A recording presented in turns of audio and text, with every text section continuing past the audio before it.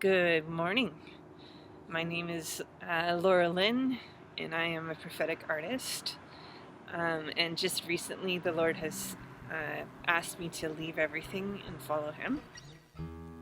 Take a moment to remember who God There's actually is a bunch of scriptures about that in the Bible. One being that when Jesus called His disciples, He went down by the Lake of Galilee and saw these two brothers who were out fishing. And He said to them, "Come, follow me." And they left their nets, their father, their livelihoods, and they followed Him. And as I was doing my research and praying about this, I was amazed actually at how often in the Bible the Lord would ask people, especially prophets, to leave everything and follow Him. Especially back in Elisha's day, in Elijah. Elijah came up to Elisha and he threw his mantle over him. And Elisha knew at that moment that he was being called to be a prophet. And he had a choice. He could stay with his 12 yoke of oxen, his wealthy father, his comfortable job,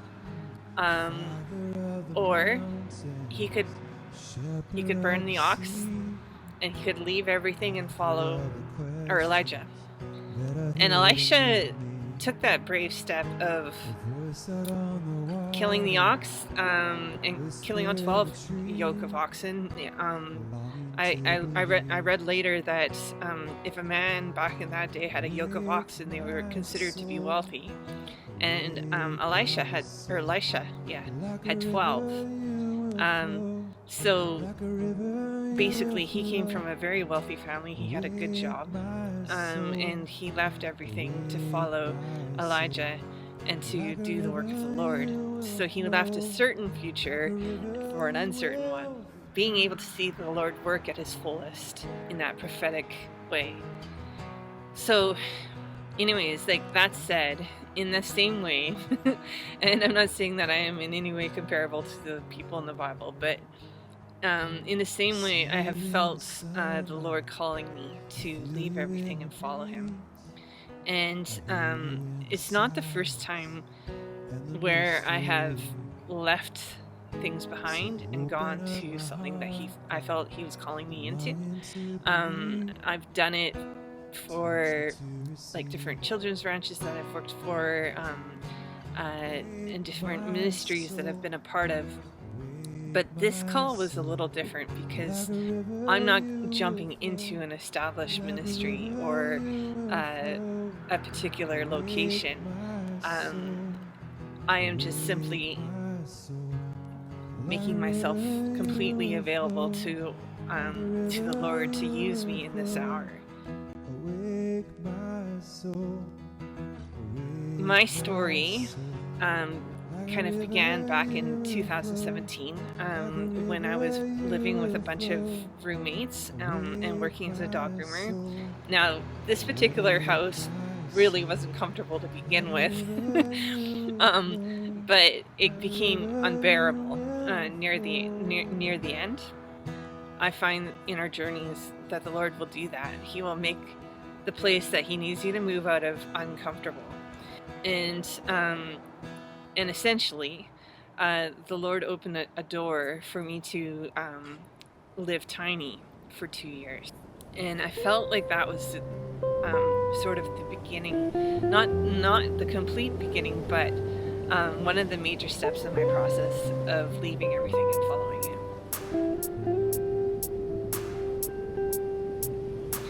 And so after that period of time, or while I was there in that tiny place, I re-injured my shoulder.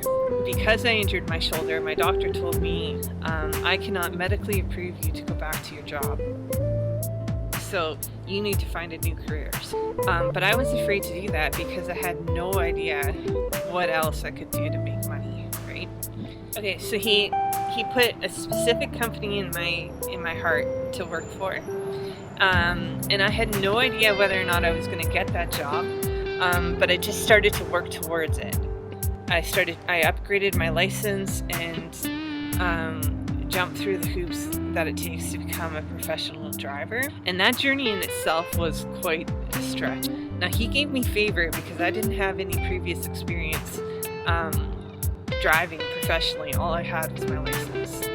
When I got that job, I knew that the Lord had opened that door and that I was called into that position. And this particular company warned me that, that the hours were intense, that there was going to be long hours, and that it was going to be a real drain on my time. And I agreed to it because I knew that the Lord had sent me to them and that He had been the one to open the door. I was in my tiny place and I was quite happy and quite comfortable there, and I was working, and I had just kind of accepted, even though that, I had accepted that my life would probably be this way for the next until I retired. Even though I've had a call in my life since I was 16, even though I've had multiple prophetic words over my life about my being in full-time ministry, the Lord using my life, me being set apart for a purpose, for a reason, I just could not find that purpose. I could not find that reason, and I was like, you know what, maybe this is all just BS, and I'll just settle and work for this company and live in this tiny place. I can be old and gray here, whatever, right? But that wasn't the Lord's plan for me.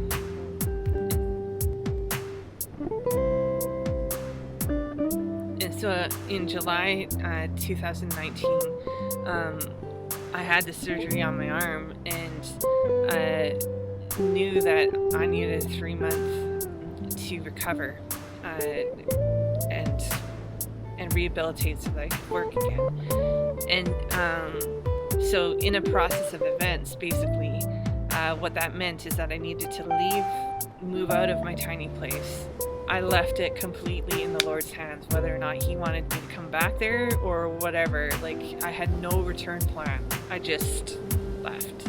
I started to work on my relationship with the Lord, which had been kind of shady, because I was a little bit, there was a couple things that I had that were in between me and the Lord, and my spiritual walk then got shifted.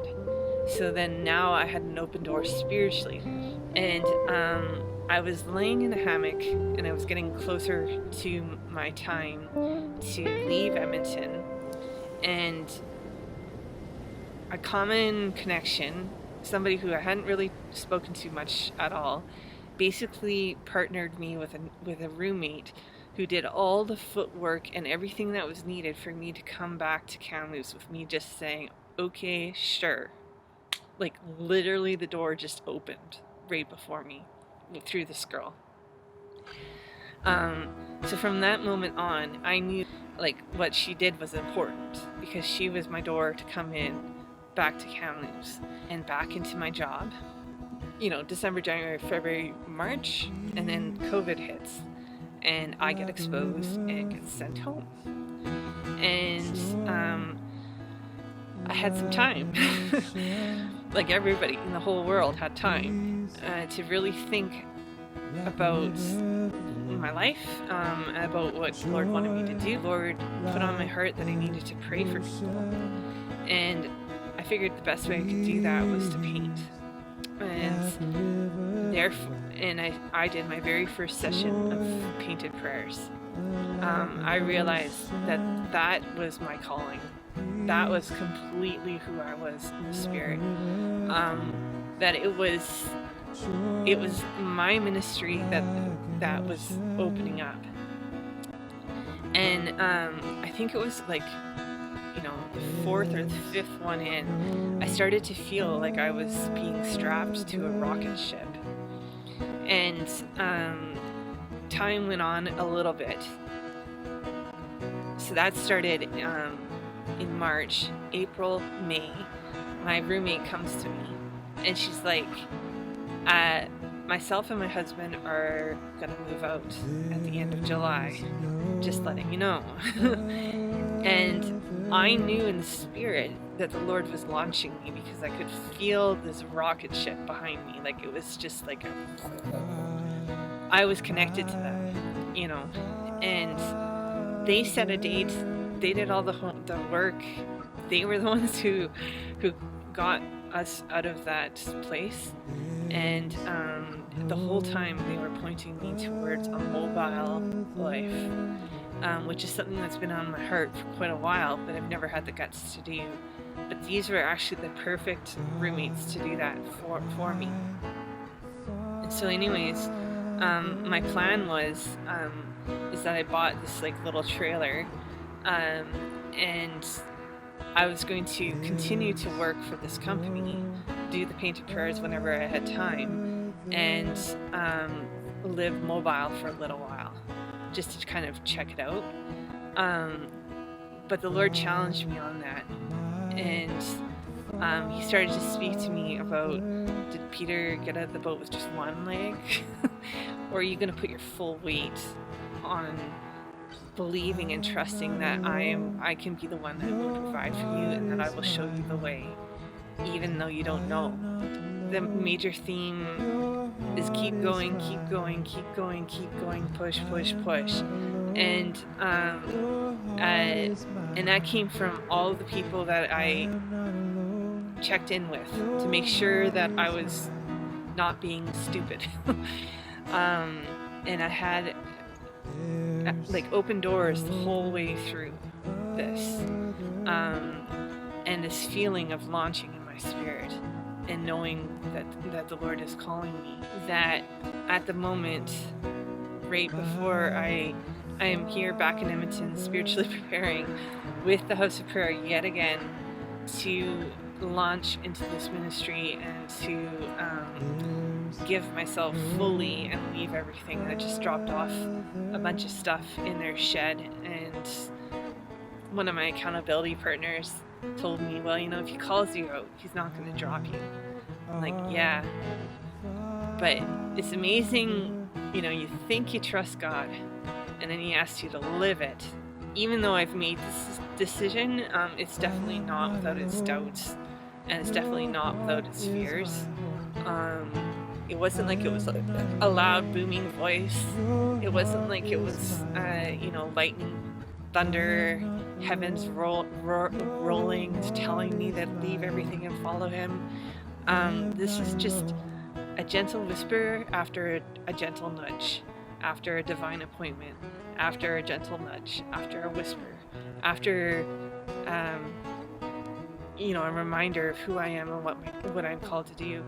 And I did a complete shift when I started the whole painted prayers thing. I knew that I had finally found my calling, and that was something that I had given up on back in 2018. And so to be walking in that right now is absolutely amazing. But I was telling some people, it's not like this is established, and it's not like I really have a plan. So it's definitely, you know, you make me brave. You call me out upon the waves, to walk upon the waves. And that is my prayer, that the Lord would make me brave, that he would give me the courage to follow through on this, and that I would have the sensitivity to listen to his voice and just go where he calls me to go. And that's my story about how I left everything to follow him. So thank you very much for watching this. I don't know if I'm hoping that it encourages you. Yeah, if you think about it, pray for me. All right. Thanks for listening. Bye.